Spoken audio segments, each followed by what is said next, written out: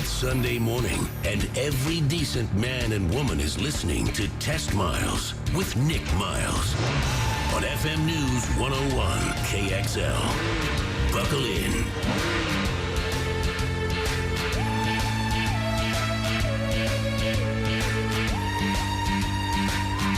It's Sunday morning. Time to talk cars for the next 60 minutes on your weekly automotive experience. I'm Nick Miles. You're listening to America's Automotive Radio Show, keeping you connected to the automotive world. Locally created, nationally celebrated.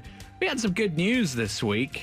Finally good news. They rated the show, and we came out number one in our demo. And out of all the 33 radio stations in Portland, Oregon, we were number 3. That goes up against every music station. So a talk station, number 3 for this show. And number 1 in our demo. And our demo's not 75 and over, is it? No. Okay. No, it's not. I was going to make a Brad joke there somewhere, but I wasn't sharp enough off the mark there for that one. What's on this morning's show? New and exciting cars that we've been test driving this week. Russ Oasis will be joining us to talk about his career. He's a pretty amazing individual. He's a Viper racer, he's a broadcaster, and he's getting into the Ford GT scene. We're going to talk a little bit about our Project Discovery. This is a project vehicle we did 2 years ago, and we've decided to do some updates to it. And then we're going to delve into deep and get the real answers to what's going on with the Chrysler Motor Company. We have the director of the Chrysler brand is going to join us. We're going to talk about our long-term test drive, which is the 300, but we're also going to find out the future of Chrysler. And this is something that the automotive world and everybody's been asking. Where is Chrysler going? What are they doing? We're going to find out what products they're working on, what the ideas of the company are, and the direction of Chrysler in the future. And Ryan Senatal is going to be here from Afterglow to talk about something that he's been using on cars to make them look all pretty and shiny. Well, I had the opportunity this week to drive the Volvo XC60. This is Volvo's compact sport utility vehicle. This was a winner at the Northwest Automotive Press Association Mudfest event. It won the category of large luxury vehicles. It has a very, very good off-road stance. This vehicle can handle pretty much any kind of road conditions. Comes in a lot of different segments as far as engines are concerned. 4-cylinder, 5-cylinder, 6-cylinder. And, you know, interesting enough about Volvo is they used to be part of the Ford Motor Company, and they used to share engines with Ford. Well, that contract expired. So now Volvo are having to make all their own engines, and they're only making 4-cylinders, which means that even their big SUVs and their big sedans will be powered by 4-cylinders. The way they get around that, they're adding a supercharger, they're adding a turbo, both supercharger and turbo to the same vehicle, and they're adding hybrids as well, which gives them that little extra power. That's just amazing that they're doing a supercharger and a turbocharger at once. Yeah, a few people have done it in the past, but it's hard to master. Yeah, I understand that. I mean, I've always grown up, and it's like you get the best of both worlds, the high-end torque and the low-end torque to get off the line. But absolutely, and I'm looking forward to seeing how they do that with some of their bigger vehicle. 8-speed automatic transmission. You can do the front wheel or the all-wheel drive. 31 miles a gallon on the highway. And that's pretty respectable number. Very impressive. Which I'm pleased about. What does it go up against? It goes up against all those big luxury SUVs, everything from BMW, Audi, and Mercedes-Benz as well. 16 trim levels. Clearly, I'm not going to be listing them all off here. Are they trying to be like Porsche and the 911? Well, I think, every car company is now doing so many trim levels, and it's really about customization. I know a lot of car companies that started off with this idea, like Scion was definitely one that did this early on in the beginning. Let's give you the base car and let you deck the car out how you want. So we'll give you, and they did the math, it was like millions of different combinations of trim levels. But now these companies are really realizing that that's what millennials want. That's what people want, is they want even old people. We just did our car shopping last week, and it came down. We started with the base and kind of built in what we wanted. We've teased Brad for 3 years about being old, and he's finally and we bought a minivan. And you did? Oh, you got your minivan already? Today. Are you happy?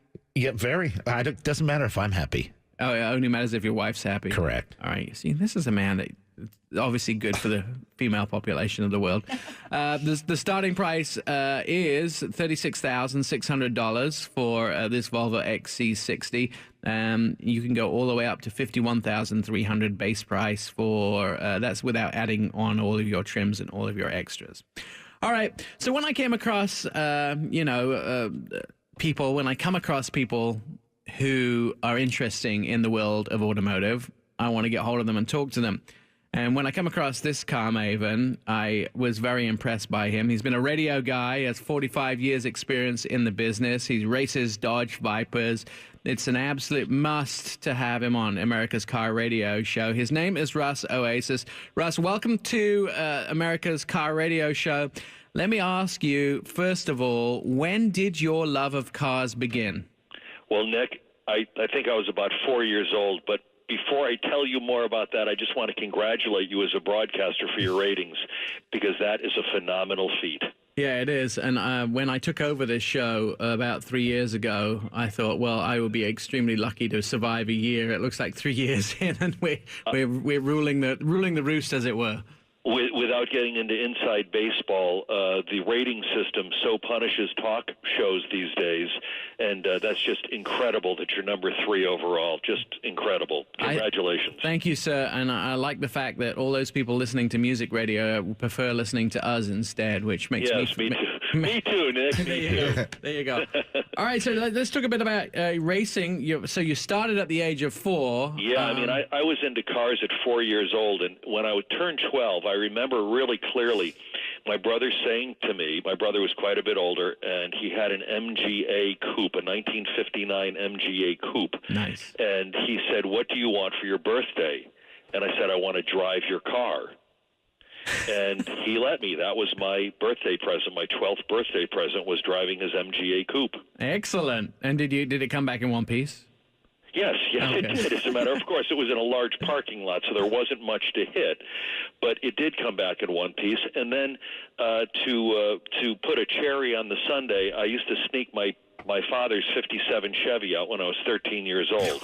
Oh, that sounds like a recipe for disaster. So I've been into cars since I was really, really a young kid. Now you got into broadcasting as well. Now I have to ask you, was the broadcasting something that you did, buying radio stations and being a broadcaster? Was that to feed the habit of cars? You know, what truly happened was I was in broadcasting because I loved it so much. I got into college radio in '68. And I loved it. I mean, it was all I thought about. It was all I did. And when I graduated, I went on the air. I got a fairly significant job. I did afternoon drive in Miami. My parents said to me, "You're going to be a disc jockey?" And I said, "Yeah." And they said, "We sent you to college and you're going to be a disc jockey?" Everybody in this room, Russ, is looking at us going, "We've had the same conversation with our parents." Yes, it's a common experience for those of us in radio. And so I did that, and what then happened was I needed to jump off into something more stable and more able to make the money I needed for cars. I had an XKE at the time that I loved, a Series 3 XKE. Nice. And I needed more money. And so I opened an ad agency with another guy, and we did very, very well. And we specialized in Tier 2 and 3 automotive advertising. And we became a national force, believe it or not. It really went very, very well. So well that I met some car dealers along the way, and we became business partners in radio stations. And I sold my half of the ad agency and then got sold to Omnicom, which is a public company that aggregates advertising agencies worldwide. And so I was off and running in radio again, and from there I went back into cars. I started buying Vipers, and when Dodge came out with a competition coupe in 2003, I got one and figured, well, I've done a little track work, and I had gone to Bondurant and Sonoma. I figured, let me give this a try. And I was hooked, and I still am hooked, and I'm looking for the antidote. Now, here's something interesting. that I would throw in here. I'm actually going to Bondurant on Tuesday in Phoenix to test drive some cars. They have just signed with Viper and with Dodge. So Bondurant, now the official car of Bondurant in Phoenix is now the Viper. You're going to love the ACR Extreme. Oh, it's can't an unbelievable car. It really is. The downforce, the aero they put on that car is phenomenal, and it truly sticks like nothing else. I mean, I think there's, if my memory serves me right, there's 1,200 pounds of downforce at 150 miles an hour. I mean, imagine that. You know, you just get into the corner and you can feel the car gripping harder and harder. If I'm not back next week because I've had a little too much fun, can you fill in for me? Well, I'd love to. I think he'd rather fill in for you at Bondurant. Yeah, I bet. Listen, what does your garage look like now, Russ? You know, what sort of cars do you have lined up in that garage? I have a collection of Vipers, including a couple of competition coupes, an ACRX, and then I have one of each of the generations of Viper, including a GT2 car, which is a rare car. There were only 100 of them made. There's probably 90 of them existing. When I come to Florida, can I come stay with you, please? Absolutely. I mean, I'd love to have you. We'll take the cars out. We'll enjoy them. And then you're starting to sort of drift into the Ford GT area too, aren't you? I have a GT, and I've had one since 2005. I find it to be an exquisite car. I haven't raced it because I was not able to afford the possibility that if it crashed, I'd be able to get plenty of parts from the factory and get factory support on getting it back together, just because there wasn't a racing program for the GT for the club racer and the semi-pro like there was for the Viper. But I do have a GT. It's my coveted possession. It's a 2005, and I'm planning on taking advantage of the application process that Ford has put in place, and it's really insightful of them to do that, to make sure that the cars get into the hands of those who really appreciate them and deserve them, rather than the professional middlemen who just drive the price up and sell them for their own profit. I mean, that sounds exciting, and if there's anything we could do to help you get that GT, you know, if we can call one of the Ford family, let us know. I'd love to. I would love that. Anything you can do to help would be greatly appreciated, Nick. Absolutely. Russ, in the last few seconds before we hit the break here, tell us how we can find out more about what you do. Well, you can go to my Facebook page. It's Russ Oasis, Facebook/Russ Oasis. I'm on Twitter at Russ Oasis. And you can go to the NASA webpage, or you can go to the NARA webpage, the National Auto Racing Association, NARRA, and I'm there. We can see all your stuff. I've raced in SCCA World Challenge Pro. You know, I've had a great time racing in a few short years. Russ, I promise you, I'm coming to Florida, and we're gonna go driving together. I'm gonna make the special trip. Anytime. I've got a lot of room here for you. Russ Oasis, proud to have you on the show. Thank you for your kind words, and we'll look forward to talking to you again when you get that GT. I know it's going to happen. You're listening to Test Miles. Coming up, we're going to talk to the boys from Hard Notch Customs about the new bumpers we put on our Project Discovery. Test Miles, like NASCAR, but with one right turn. TestMiles.com. Stay connected with the automotive world. You're listening to our little radio show, Test Miles. I'm your host, Nick Miles, in studio. The usual crew, Sean Walker, Jen, and Brad Boyer. Old man Brad is here. Jen, what's our first fun fact? The Ford GT is accepting applications until May 12th. They're only making $250 a year for 2 years only, and the starting price is $400,000. Russ, go Russ. We're banking on you. You and your headphones. It's like the third time you've dropped your headphones today. All right, Sean, what have you been driving this week? I've actually been driving a car that I at first didn't think I was going to like, but fell in love with, is the Toyota Prius. And I know I'm not a Prius guy. I've made so much fun of them, but I enjoyed this car. Really did. Fourth generation of it. Has a 1.8 liter 4-cylinder with 2 motor generators for the hybrid systems. The amazing thing about this car is it actually gets 54 miles in the city and 50 miles on the highway, and I was actually averaging 61 miles.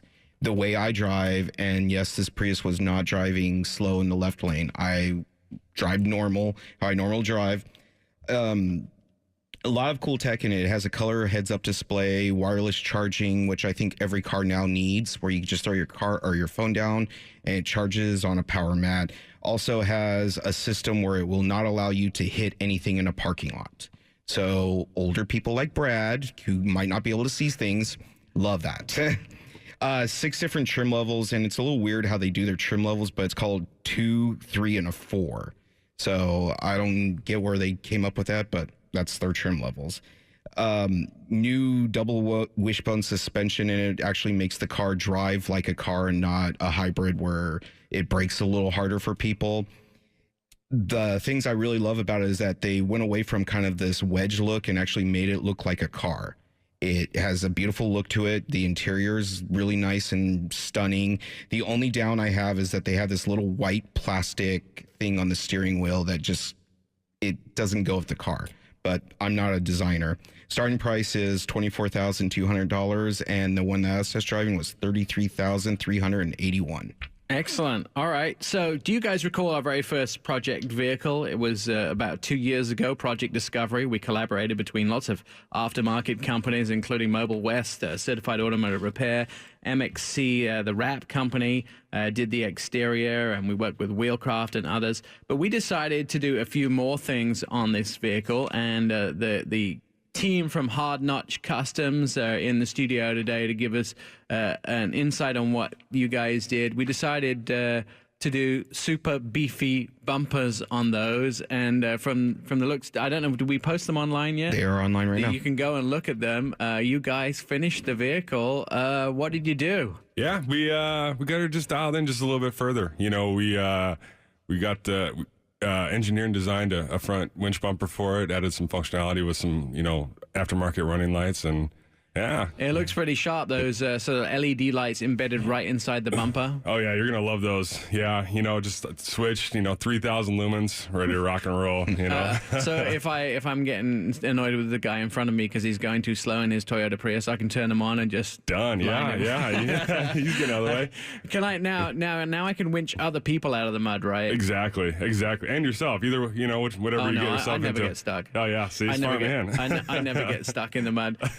You know what we're also going to do is, because we got such tight time coming up to the news, we're going to continue with you guys into the next segment a little bit. But did you powder coated those as well, right? Yeah, we do that in-house also. So everything, we do in-house, just for the ultimate quality control. So, it's engineered and designed in-house. It's laser cut, CNC bent, welded, formed, the whole deal, sandblasted, then we throw it in our powder coat in ovens and add the powder coat in there as well. I've got loads more questions to ask you. Let's take a quick break for the news. When we get back, we're going to talk about some of the other stuff you do, and the design process is pretty incredible. Plus, I've been to your shop. I'm in love with 99.9999% of everything I saw. More from Hard Notch Customs coming up on Test Miles. I'm Nick Miles. Favorite us, tweet us, friend us, love us, all at testmiles.com.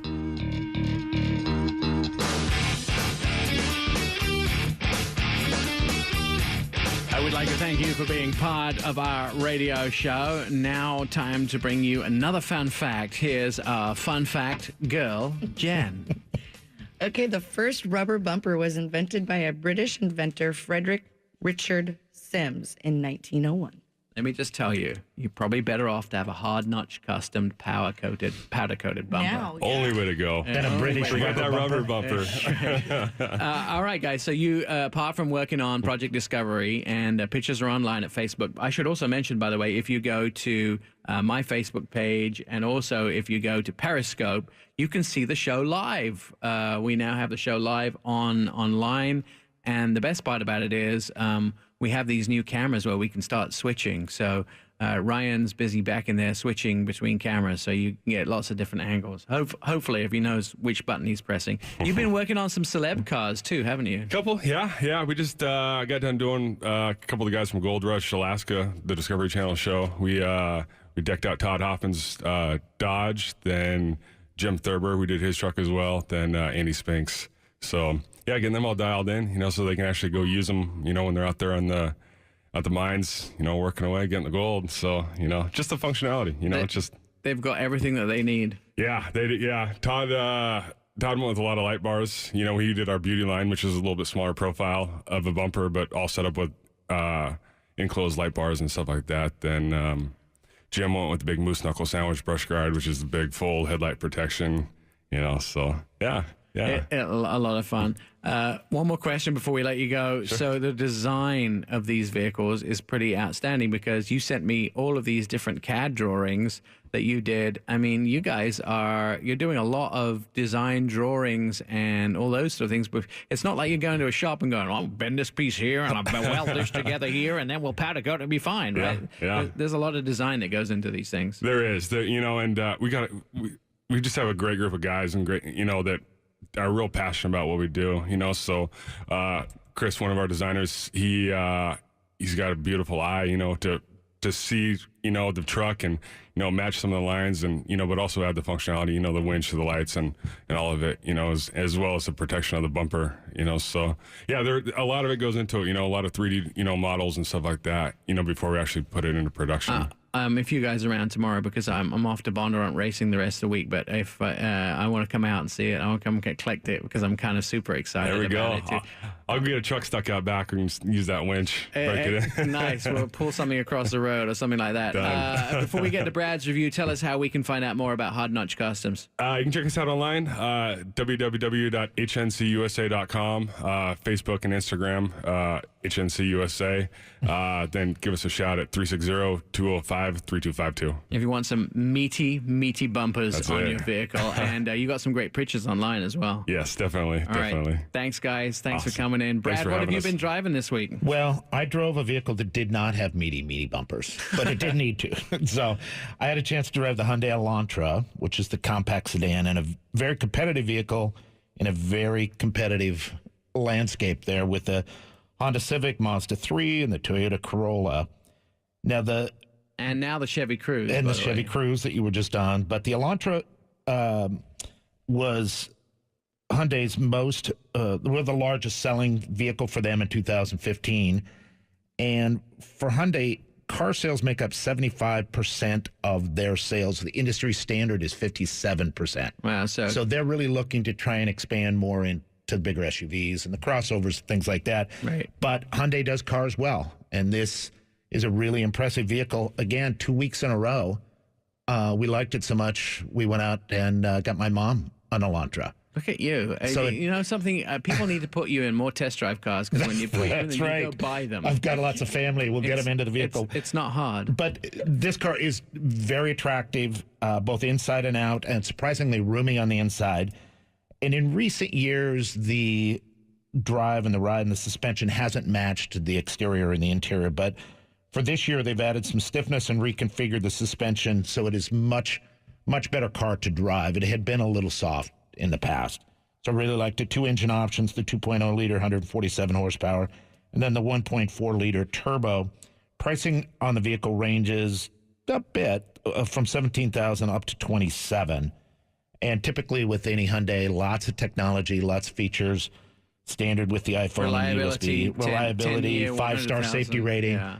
So it's right up there in a very competitive market. They've done really well. Actually, those guys have too. So you liked it and you bought one. Very much, yes. I like the company so much I bought my mum a car. Exactly. That's perfect. Well, of course, we have our long-term test drive car, which is the Chrysler 300S. We've been so impressed with everything about the car. Its handle, its ride, its comfort, its fit and finish, and its overall performance.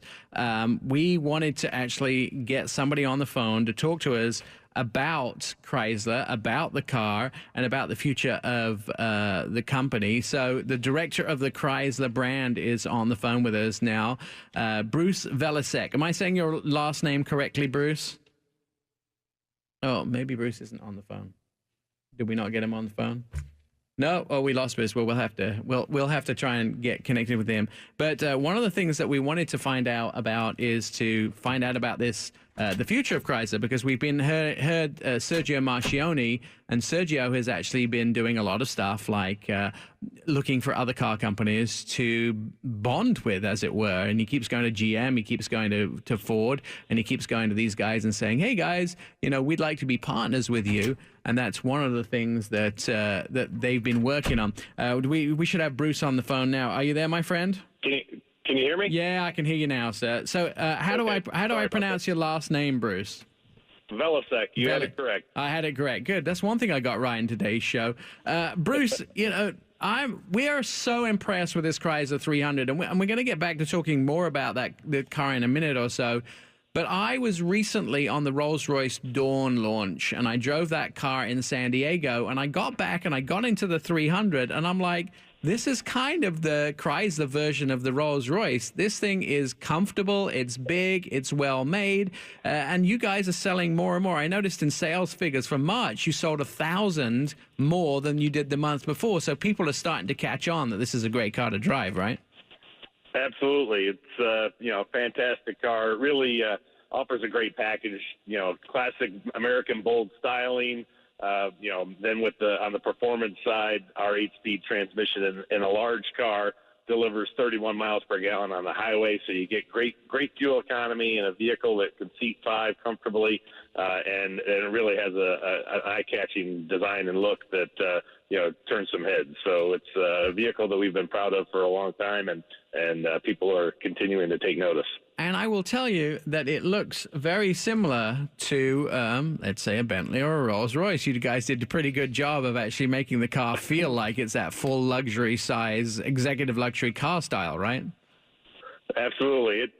It kind of earned a nickname back about 15 years ago for the baby Bentley, and it's grown up a little bit in its size and demeanor, but it's a great package. Like I said, a lot of technology in the vehicle.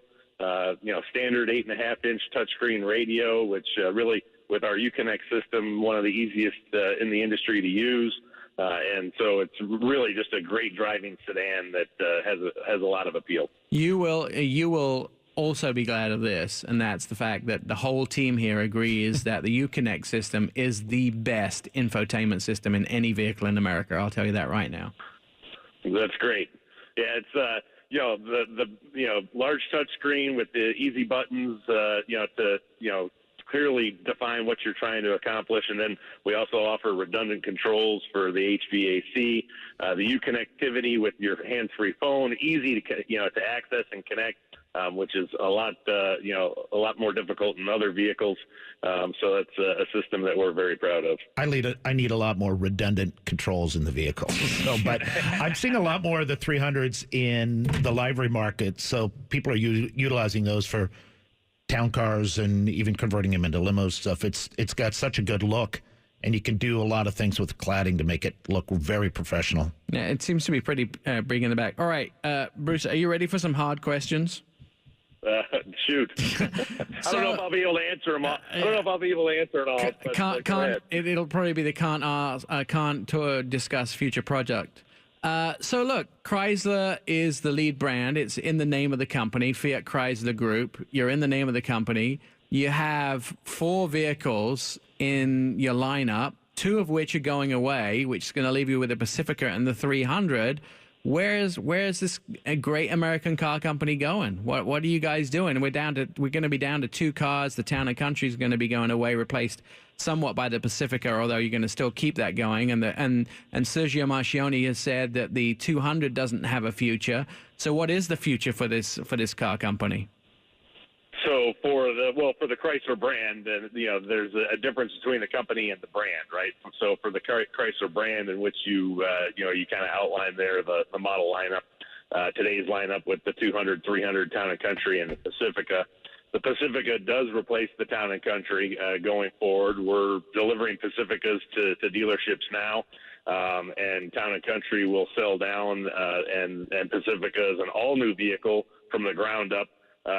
We invented the minivan. Now we're reinventing it today for today's modern families, packed full of technology and great features. Our innovative stow and go seating and storage, So it's a phenomenal vehicle. No, I'd absolutely agree. I agree that car is absolutely outstanding. I took my parents to Disneyland in it. We had an amazing time. I think the Pacifica is a home run for you guys. The 300 is a home run, but that really just leaves you with two vehicles in the lineup of the Chrysler brand. So what does the future hold? So from a going forward, we don't typically comment on. There it is. So I'm sure that's the line you were going to try and box me into. But obviously, we've positioned all of our brands differently, right? So inside the FCA, brand structure, you've got our Ram brand that goes, in the truck and commercial markets. You've got the Jeep brand, which is synonymous with SUVs and off-road capability. You've got the Dodge Performance brand, and then Chrysler is really our mainstream brand. Without commenting on future product plans, that's a brand that we intend to position a lot around functionality and family appeal. So answer me this: you can't tell me about future product, but what you can tell me, there will be future product. Yes. All right, that's what I was looking for. I just want to make sure that there is no doubt in everybody's mind that listens to this show all across the country, in Portland, wherever they might be every week, that I really like the FCA as a group, and I really like Chrysler. I've owned a Ram 1500 Eco Diesel. I've owned a Dodge Durango, a 2016. I now have a Chrysler 300S. I really like the brand, and I just want to see more coming from them, and that helps me. Bruce, listen, we're going to take a quick break for some commercials. Don't go away. I've got more questions, but I promise you they won't be quite as tough as that one. When we return to Test Miles, I'm Nick Miles. Test Miles, like NASCAR, but with one right turn. TestMiles.com. From our studios, this is America's Car Radio Show. I'd like to thank you for being part of the Car Nation. For more fun facts about cars on Facebook and Twitter, go to our Test Miles website page. Thank you, Nick. For the last fun fact of the day, the 1955 Chrysler produced 1,725 of the C300s, which the C300 stands for C for Chrysler and 300 for horsepower. Excellent. And they're selling a lot more of those right now as well. Bruce is still with us. We're talking about the future of Chrysler. He is one of the big chiefs at Chrysler who makes a lot of the decisions for the brand. So we've talked about the product. We've talked about what's coming in the future of the car company. Do you think that Chrysler did have a great SUV at one point? Do you think that Chrysler is a sedan car company and a minivan company, the brand, or do you think that it's a mixture of both? Because I mention that because companies like Jaguar are jumping into things like the SUV, the compact SUV, the F-Pace. That's a growing market in minivans and in compact SUVs. Do you think you'll see that happening with Chrysler? Do you think that's something that your company is looking at? Absolutely. I think with the industry trend right now, as more customers look for more utility out of their vehicle and functionality, and the ability to carry cargo or people at the same time. We've seen the CUVs and SUV segments growing and the passenger car segments declining in the market.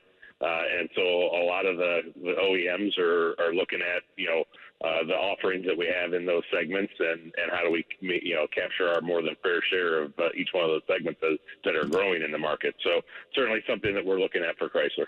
Now, looking at sales figures over, January, February, March, 2015 versus 2016, you guys are up over 1,000 units per month than you were in March 2015.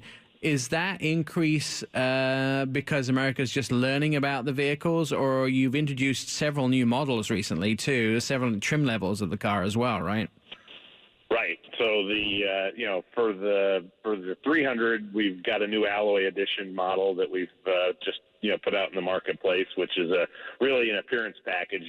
the 300 is a fantastic palette, we call it, right? With a little tweak to some wheels and trim, you can really design your own vehicle and customize it with a great look. And so the alloy editions let you do just that with some unique wheels and on the exterior and some interior accents, bronze color that, at a great value, really allow you to customize that car and give it a unique look, different from everything else that's out there. And then we've done the same thing with the 200. And then we've also just introduced an all-new Pacifica minivan. So those three cars have really, led to our increase in sales. And the new minivan we think is going to be a huge success with, an all-new platform from the ground up. Yeah, I mean, I look at that. I look at that Pacifica, and it's one of the least expensive vehicles, yet it has one of the best options. And it was a stroke of genius putting the vacuum in the second row, where you can actually use it to vacuum up those Cheerios. Let me ask you one last question before we have to let you go. Bruce, tell me, are we expecting new product from the company in the next year or so? Should we be watching the auto shows to see some new Chrysler product appearing? Absolutely. Just about every major show, you're going to see a product introduction from FCA, and there's still a few things up the Chrysler brand sleeve as well. So, we're excited about some of the projects that we've got going on. I can't tell you about them right now. Come on, Bruce. Come on. I get it. You got to build some anticipation. Well, I'll be in LA. We always do the live TV broadcast from LA, and I'll look at it soon. All right, we got to let you go. We ran out. I just been told we ran out of time on the show. Bruce, thanks so much. Go to Chrysler.com to find out more, and of course, Test Miles 24/7. We're there. It's Nick Miles. I'm here. The whole team's here all week long on that website. Check us out. Favorite us, tweet us, friend us, love us, all at testmiles.com.